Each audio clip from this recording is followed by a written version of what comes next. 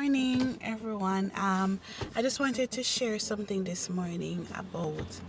I was praying this morning, and while I was praying, I was reading upon the anointing, and I was saying, God, refill me. And when I began to pray, it came to me. With my job, I have to go to the gas station regularly because I travel a lot.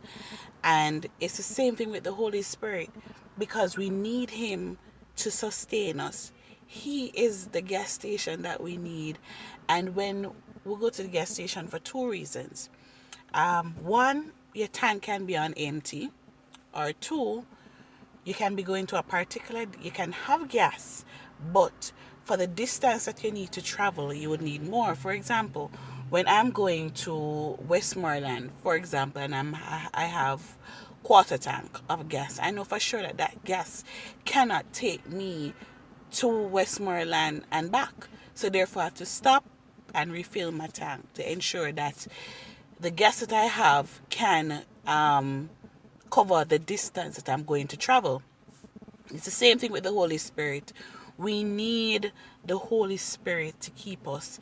And the book in Matthew chapter 5, it said that those that hunger and thirst after righteousness shall be filled. And just as when you go to a gas station pump, you have to pay that money for this refilling, you don't need to pay. You just need to hunger and thirst after God, and He will fill you. He will fill your empty tank, that empty space, that empty void. Sometimes it can be half full, and you go to a gas station to get your refilling because He is what you need. The Holy Spirit is what you need to cover that distance in this thing called life. So this morning I urge you just to ask God to refill you. And He will, it says, any man thirst, He will refill them. Amen.